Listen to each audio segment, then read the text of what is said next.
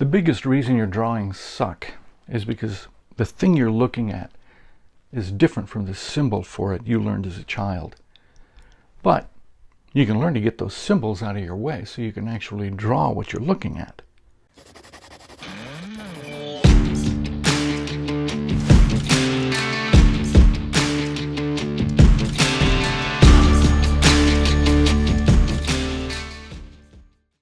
I'm Lauren Ball.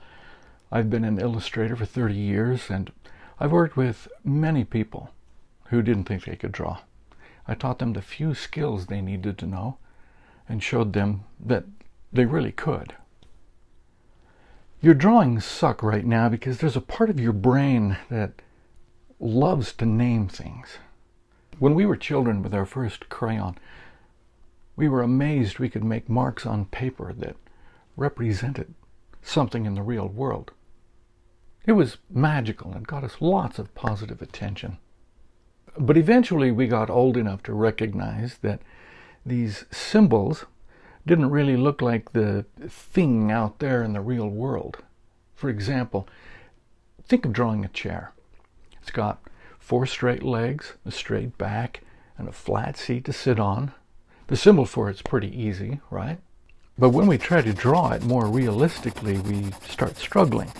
It doesn't match the symbol. Adding to the problem, we try to draw based on what we think we know. The floor is flat. All the legs are the same length. The part we sit on is flat, like the floor. But the chair as we see it in real life doesn't match this at all. The legs are all different lengths. The seat isn't square and flat, it's some bizarre polygon shape.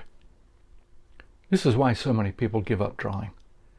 The secret is this thing we call drawing is made up of a few separate skills, just like reading or playing an instrument.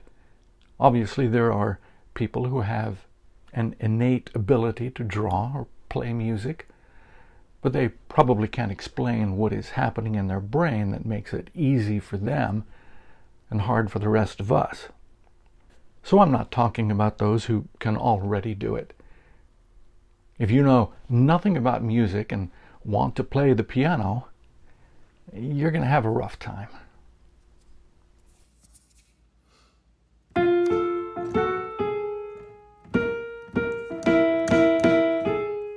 But when you learn the names of notes and scales and chord progressions, even with a little bit of learning, you can start to play and create music.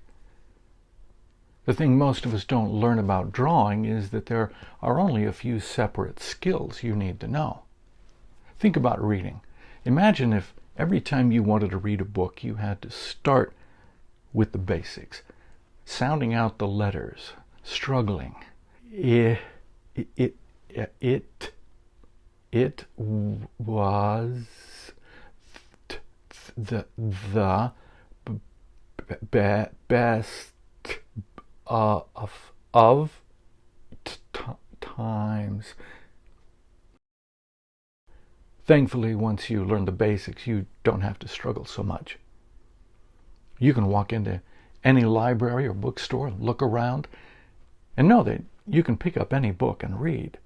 Even if you don't think you're a very good reader, when put to it, you can read with some level of confidence.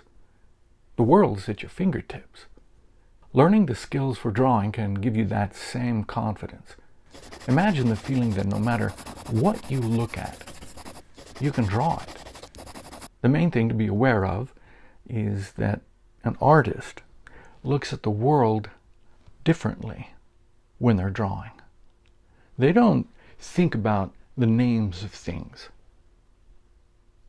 So what are these mystical skills? There are 5 of them. They're actually pretty simple. The first one is observing edges, where the edge of the object meets the background or surrounding shapes. The second is observing negative spaces, the shapes around or adjacent to the object. Observing edges in negative space often occur simultaneously. The third is observing angles and proportions. observing how far away or close objects are to each other.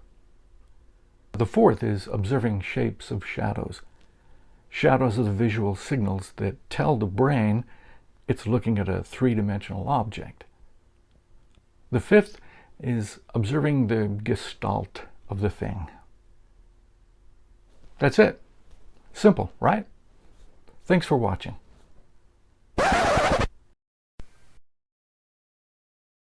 When artists sit down to draw from observation, they are thinking, probably subconsciously, how tall is this compared to that? What is this angle? Look at this interesting shape. Is this too big or small compared to this other shape? Is this twice as long or 3 times as long? Just like learning the sounds of the alphabet or notes in music, these skills in observation will give you the confidence to draw anything you see. And your confidence will grow every day you practice, till one day it will all feel automatic. I can see this future you when the skills start to become automatic. One day you'll see something that catches your eye and you can make a quick sketch of it, and it will actually look like the thing. And you can do this with confidence. I believe in you. You can draw, and I'll show you how. I plan on making more videos that explore these skills in detail. Like and subscribe so you don't miss them. Thanks.